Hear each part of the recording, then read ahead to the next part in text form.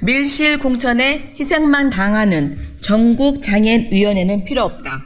전국장애인위원회를 총사퇴한다.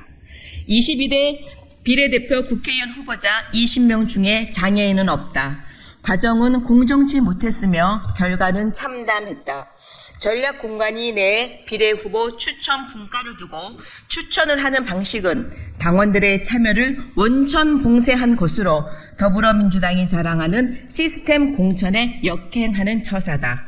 중앙위원 순번 투표조차 하지 않는 공천 방식은 시스템 공천과는 거리가 있으며 대놓고 밀실 공천한 것으로 비난받아 마땅하다. 이것이 대다수 국민들로 하여금 민주당을 등지게 하는 결과로 이어진다는 걸 정녕 모르고 저지른 행태인가. 장애인을 여성과 복지로 묶어 여성, 장애인, 복지 분야로 공모한 것부터 장애인을 마지못해 끼워 넣었다는 의구심을 지울 수 없었다. 장애 남성을 원천적으로 배제한 것도 문제지만 왜 장애인은 늘 여성 혹은 청년, 복지 분야에 끼워 넣는 것인가? 장애에 대한 진정성이 조금도 느껴지지 않는 끼워 팔기는 이제 그만두어야 한다. 이번 여성 장애인 복지 분야의 여성 장애인 중 4명이 서류 심사를 통과했다. 그런데 4명 중 1명이 국힘의힘 관련 인사였다는 점에서 충격을 금할 수가 없었다. 차현미 성민복지관 관장은 이명박 정권에서 유인천 문화체육부 장관의 정책보좌관을 맡았으며 이후 새누리당 추천으로 개방직이었던 보건복지부 과장을 역임한 바 있는 사람이다. 만일 차현미 관장을 추천하고 서류심사에 통과시킨 장본인이 김성환 전략공관위 비례분과장이라면 천인 공로할 일이 아닐 수 없다. 차현미 관장은 인재영입위원회 간사였고 전략공관위 비례분과장인 김성환 의원과 같은 지역구 인사이기 때문이다. 아무리 지역구 인사를 챙겨 자신의 선거에 유리하게 만들고 싶을지라도 민주당 인사인지 국민의힘 인사인지조차 검증하지 못하는 무능력하고 안이한 태도로 어떻게 총선에서 승리하겠다는 것인지 답답할 따름이다. 또한 우리 당내에도 훈련되고 준비된 후보들이 얼마든지 있는데도 이런 인사를 내세웠다는 것은 전국장애인위원회에 대한 무시이자 모독이 아닐 수 없다. 조종란 전 한국장애인고용공단 이사장, 박원수 디지털 콘텐츠 크리에이터, 황기주 전국장애인위원회 대구시당 위원장 모두 우리 장애인의 요구를 제대로 대변한 훌륭한 후보이다. 그런데 김성환 비례분과장은 황기주 위원장을 대구, 경북 전략지역 후보로 내보내려고 시도까지 하기까지 했다. 장애인의 권익을 대변하고자 비례대표에 응모한 후보를 대구 출신이라는 이름만으로 전략지역에 보내려 하다니 누가 봐도 말이 되지 않는다. 황기주 위원장은 이 신청을 통해 여성, 장애인, 복지 분야 면접을 보았지만 최종 탈락했다는 통보를 받았다. 이에 그치지 않는다. 장애 비례대표에 도전한 전국장애인위원회 인사 중에는 청각장애 여성 박은수 후보도 있었다. 그에게는 공관위에서 최종 선발되었으며 당선권 내에 배정되었다는 통지까지 해놓고 다음날 최고위원회에서 부결되었다며 반복하는 사태까지 벌어졌다. 장애인식 개선을 위한 사진 한 장을 그리 벌벌 떨면서 265만 명 장애인의 상처와 분노는 아무렇지도 않은가.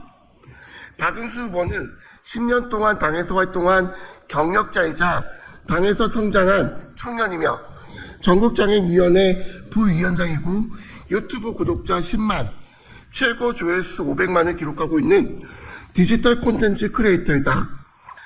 장애에 대한 고려가 없는 것은 물론이고 장애 청년조차 나 몰라라 하고 어떻게 국민의 마음을 사려고 하는가.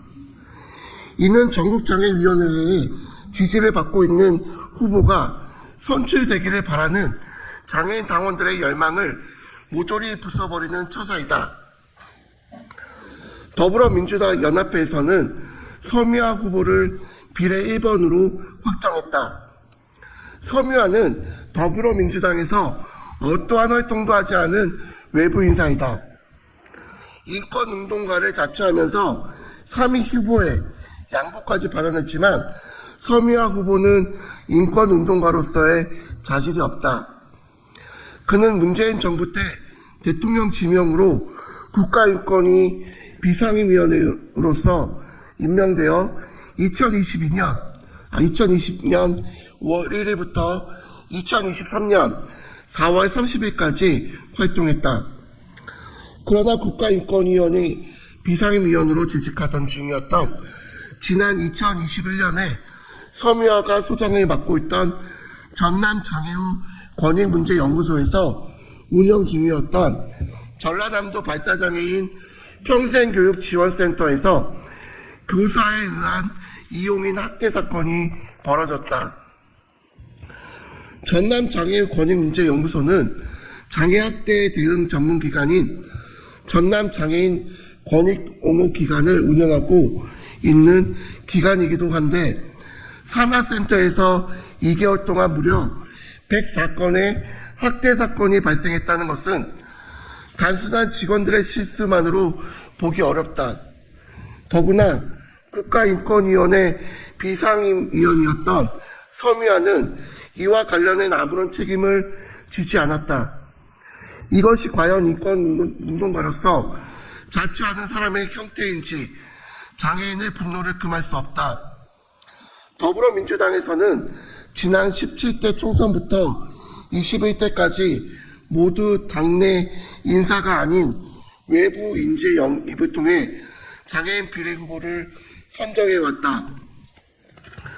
이로 인해 당내 인사들이 정당 활동을 통해 축적한 조직적, 정책적 역량을 검증받고 발휘할 기회가 차단되는 악순환이 반복되어 왔다. 이번 더불어민주연합에서는 서미화를 국민후보 1번으로 확정한 것 역시 더불어민주당 비례후보 20명의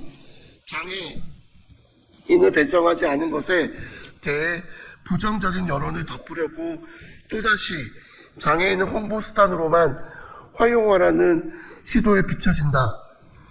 이처럼 지난 20년 동안 외부에서 인재를 영입해온 것도 모자라 이용하려는 이제는 아직 아예 대놓고 배치하려는 작금의 사태에 우리 전국장애인위원회는 분노하지 않을 수 없다. 장애인의 요구는 전혀 관심이 없고 아무런 반응도 없는 더불어민주당에서 전국장애인위원회는 존재 이유가 없다. 우리 전국장애인위원회는 구성원들은 총사퇴할 것이며 모든 책임은 당에서 져야 할 것이다.